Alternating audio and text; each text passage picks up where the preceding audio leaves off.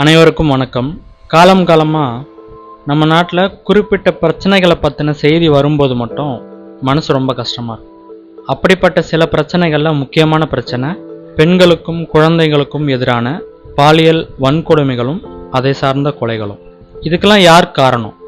இது ஏன் தொடர்ந்து நடந்துக்கிட்டே இருக்குது? இதுக்கு என்னதான் தீர்வு? அப்படிங்கிற பல கேள்விகளை உள்ளடக்கிய ஒரு விழிப்புணர்வு பதிவு தான் இது. பாலியல் குற்றங்களையும் கொலைகளையும் செய்கிற ஒரு நபர் யார்? அவர் நம்ம சமூகத்தில் இருக்கிற ஒருத்தர் தான். நாமளும் நம்ம சமூகமும் அரசும் தான் அப்படிப்பட்ட நபரை உருவாக்கியிருக்கு. அவர்கள் சக மனிதர்களை தன் தேவைக்கான ஒரு பொருளாக மட்டுமே பார்க்குற குணமுடையவராகவும், வன்முறைகள் இந்த உலகத்தில் ரொம்ப சாதாரணமான ஒன்று தான், நாமளும் கையாளலாம், அதில் எந்த தவறும் இல்லை அப்படின்னு நினைக்கிற ஒரு ஆளாகவும், தான் ஒரு ஆண் அப்படிங்கிற பாலின பாகுபாடுகள் நிறைந்த ஆதிக்க மனநிலை உடையவராகவும், சக மனிதர்களின் மனநிலையை சற்றும் உணராதவராகவும் இருக்கிறாங்க. இப்படிப்பட்ட மனிதர்களை மதுபானங்கள், போதைப் பொருட்கள், வன்முறையையும் பாலியல் உணர்வையும் தூண்டும் இணையதள காட்சிகள், இந்த விஷயங்கள் அவங்களுக்கு தீனி போடுது. தற்போதைய சூழல்ல இதெல்லாம் ரொம்ப அதிகமாயிடுச்சு. இந்த குற்றங்களை கட்டுப்படுத்த என்னதான் வழி? நம்மளுடைய குழந்தைகளை பாதுகாக்கிறதுல மிக முக்கியமான பங்கு, கடமை அந்தந்த குழந்தைங்களுடைய பெற்றோர்களுக்கு தான் இருக்கு. பெற்றோர்கள் தங்களுடைய குழந்தைகள் எங்க இருக்காங்க, என்ன பண்றாங்க, யார் கூட விளையாடுறாங்க, எல்லாத்தையும் கண்காணிச்சுக்கிட்டே இருக்கணும். அவங்க யார் கூட இருந்தாலும் தன்னுடைய கண்காணிப்பிலேயே இருக்கும்படி அவங்கள அனுமதிக்கணும். சமீப காலமா நடந்த குழந்தைகளுக்கு எதிரான பல பாலியல் குற்றங்களும் கொலைகளும் யாரால நிகழ்த்தப்பட்டிருக்கு அப்படின்னு பார்த்தா, அந்த குழந்தைகளுக்கு ரொம்ப பரிச்சயமான, நன்கு அறிமுகமான அக்கம்பக்கம் வீட்டில் இருக்கிறவங்க, சொந்தக்காரங்க, நல்ல பழகினவங்க, இப்படிப்பட்ட ஆட்களால் தான் பெருமளவு நடந்திருக்கு. பெற்றோர்கள் தங்கள் குழந்தைகளுக்கு, குறிப்பாக ஆண் குழந்தைகளுக்கு சமூகத்தில் சக மனிதர்களை எப்படி சமமாக நடத்தணும், எப்படி அன்பாக நடத்தணும், சாதி மத பாலின பாகுபாடுகள் கூடாது அப்படிங்கிறத கற்றுக் கொடுத்து அவங்கள தெளிவுபடுத்தணும்.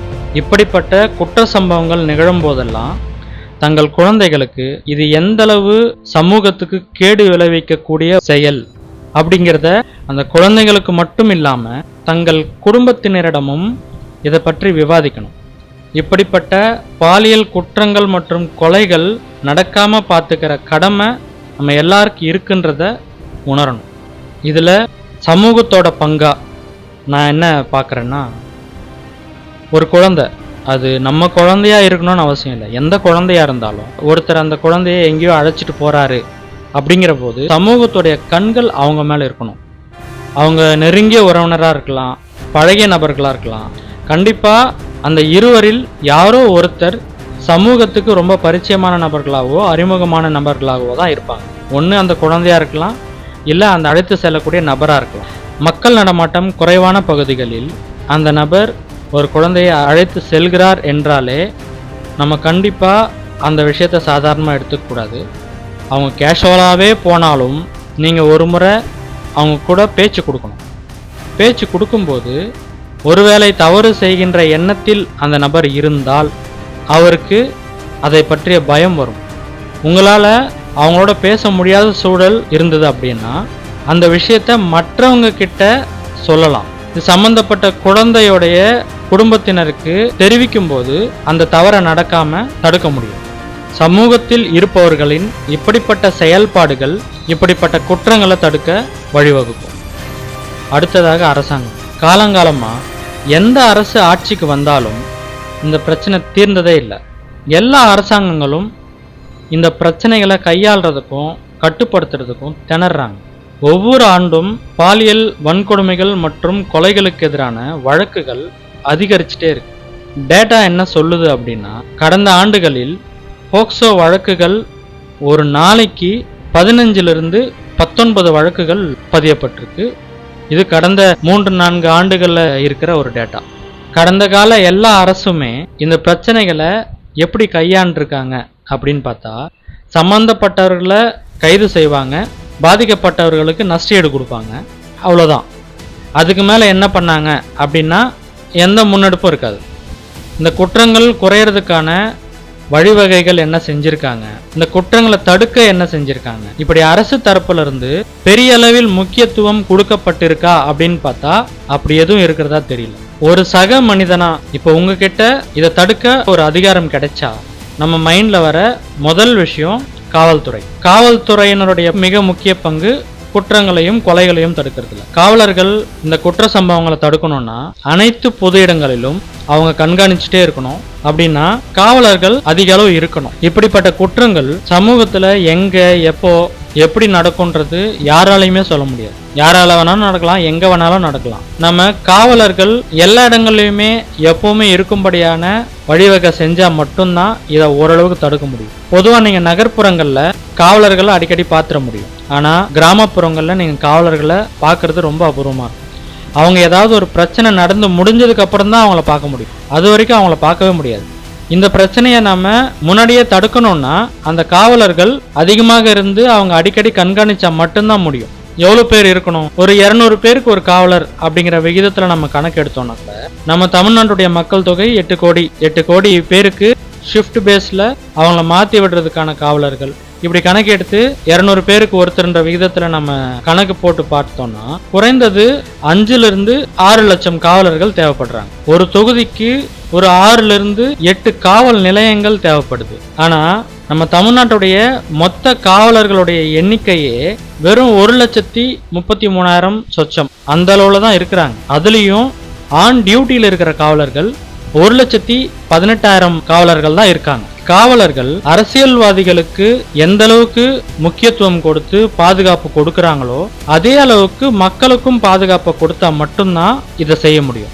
இந்த அளவுக்கு குறைந்த அளவிலான காவலர்கள் இருப்பதனால் என்னென்ன மாதிரியான செயல்பாடுகள் சமூகத்தில் நிகழும் அப்படின்னா குற்றங்கள் அதிகரிக்க அதிகரிக்க காவலர்களுக்கான அழுத்தம் அதிகரிக்கும். பல குற்றங்களை வழக்கா பதிவு செய்ய மாட்டாங்க. சில குற்ற நிகழ்வுகளில் நிரபராதிகள் தண்டிக்கப்படலாம். இப்ப இந்த அளவுக்கான காவல்துறை பற்றாக்குறைய தற்போதைய அரசு செய்யணும்னா பெருமளவு நிதி தேவைப்படும். அவங்களுக்கான ஊதியம், அவங்களுக்கான கட்டமைப்பு, அவங்களுக்கான காவல் நிலையங்கள், அதற்கான அதிகாரிகள் அப்படின்னு பெருமளவு நிதி தேவைப்படும். இந்த தற்போதைய அரசு எப்படி கையாள போகுதுன்னு தெரியல. இப்ப இருக்கிற அரசு சிங்கப்பெண் அதிரடிப்படை அப்படிங்கிற ஒரு திட்டத்தை உருவாக்கி இருக்காங்க. அதுல இருக்கிற பெண் காவலர்களும் புதிதாக நியமிக்கப்பட்ட ஆட்கள் கிடையாது.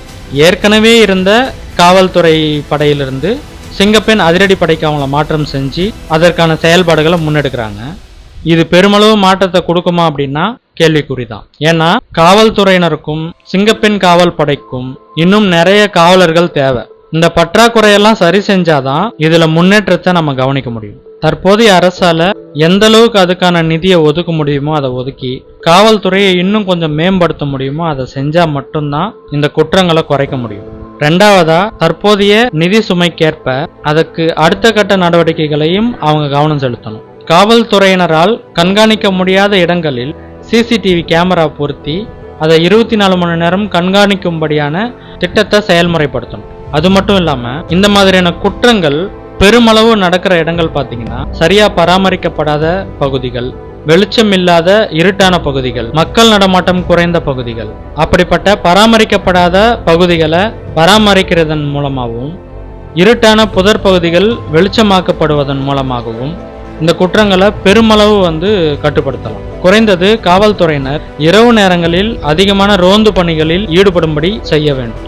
மது மற்றும் போதை கலாச்சாரத்தை முற்றிலும் தடுப்பதற்கான வழிமுறைகளை செய்ய வேண்டும். அரசு தரப்பில் சமூகத்தின் எல்லா பகுதிகளிலும் இது தொடர்பான விழிப்புணர்வு கூட்டத்தை நடத்தணும். பாலியல் வன்கொடுமைகள் மற்றும் கொலைகளால் நிகழும் சமூக சீர்கேட்டை பத்தி மக்களுக்கு எடுத்துரைக்கணும். இப்படிப்பட்ட வன்முறையில் ஈடுபடுபவர்களுக்கு எப்படிப்பட்ட தண்டனைகள் வழங்கப்படும் அப்படின்ட்டு அவங்களுக்கு எச்சரிக்கை விடுக்கணும். பெண்களுக்கும் குழந்தைகளுக்கும் இப்படிப்பட்ட குற்றங்களிலிருந்து தங்களை பாதுகாத்துக் கொள்ள தேவையான வழிமுறைகளை கற்றுக் கொடுக்க வேண்டும். இப்படிப்பட்ட சமூக சீர்கேடுகளை அழித்தொழிக்க மக்களும் அரசும் ஒன்றிணைந்து செயல்பட வேண்டும் அப்படிங்கிறத உறுதி செய்ய வேண்டும். கடந்த கால குற்றங்களில் ஈடுபட்ட குற்றவாளிகளை மறுபடியும் அவங்க அதே குற்றத்தை செய்ய முடியாத அளவுக்கு சட்டத்தின் மூலமாக அவர்களுக்கான தண்டனைகளை கடுமையாக்கி சட்ட ஒழுங்கை காத்து பெண்களுக்கும் குழந்தைகளுக்கும் எதிரான பாலியல் வன்கொடுமைகள் மற்றும் கொலைகளை நடக்காமல் தடுக்குமாறு மக்கள் சார்பாக தற்போதைய தமிழக அரசுக்கு என்னுடைய கோரிக்கையை வைக்கிறேன். நான் சொன்ன விஷயங்கள் உங்களுக்கு உபயோகமானதாக இருந்ததுன்னா தயவுசெய்து உங்களுக்கு தெரிஞ்சவங்களுக்கும் இதை ஷேர் பண்ணுங்க, சப்போர்ட் பண்ணுங்க. நன்றி, வணக்கம்.